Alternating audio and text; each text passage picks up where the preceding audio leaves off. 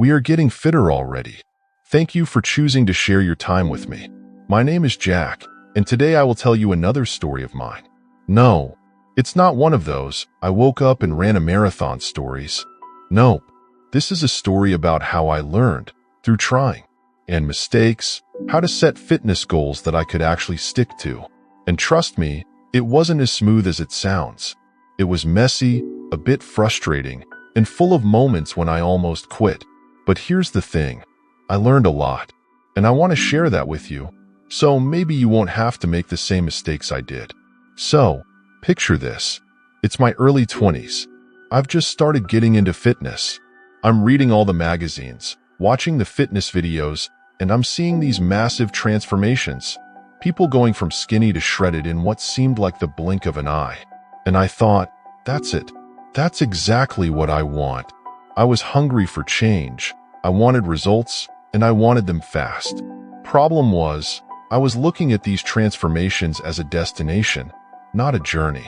I set this big goal to look like the guys in those magazines, and I thought, I'll just work out like crazy, eat like them, and it'll happen. Simple, right? But that's the thing about goals.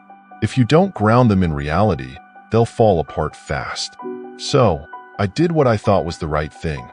I pushed myself harder, went to the gym more often, cut my calories, started lifting heavier. And what happened? Well, I started getting burnt out. I wasn't enjoying it anymore. I was sore all the time, tired, and didn't feel like I was making any real progress. That's when I realized my goals were too big, too fast, and completely unrealistic. Now, don't get me wrong, I didn't give up entirely. But that's when I had a bit of an epiphany.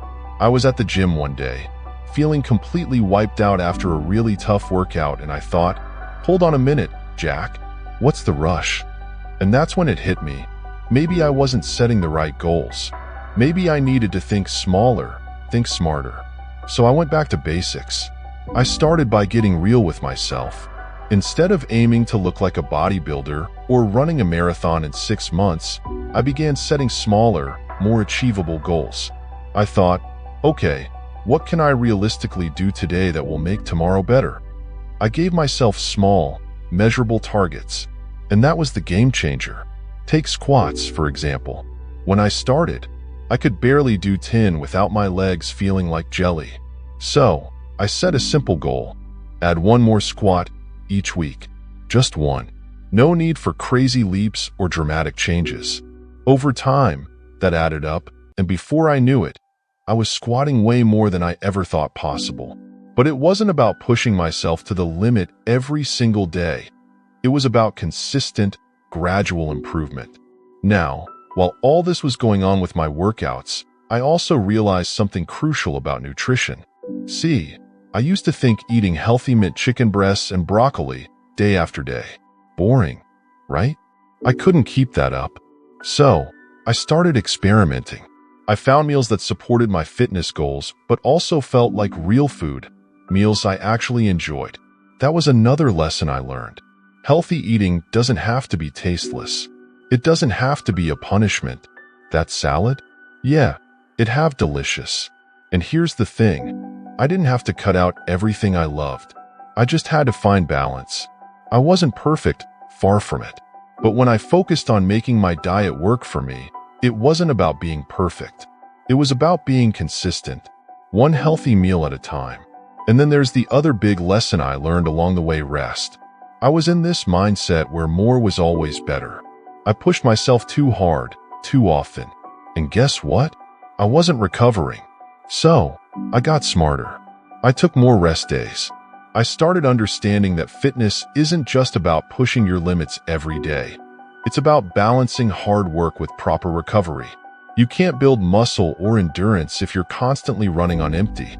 Looking back, the most important thing I learned wasn't about working harder or faster. It was about working smarter. And that meant setting goals that were challenging but also realistic. Goals that fit into my life. You know, if you make your goals too big, too quickly, you'll burn out.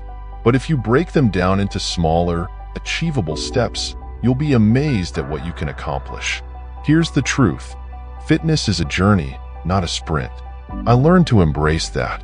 Now, I don't just set goals for the sake of them. I set goals that help me grow, that fit with my life, and that allow me to enjoy the process. And you know what? I've stuck with it. Not because I have some magic secret, but because I learned to be patient with myself. And I want you to do the same. So, take a moment. Think about your own goals. Are they realistic? Are they something you can truly commit to? If not, that's okay. Start smaller. Start with one little thing you can work on today. You'll be surprised where it takes you. Fitness isn't about perfection. It's about consistency, patience, and learning to love the process. So take that first step, no matter how small. And trust me, you'll get there. One step at a time. Thank you for listening to what I had to say. And I know you've subscribed already. I appreciate that. Let's get fitter together. You found this video helpful? Why not sharing with your friends so we help them too? Good day.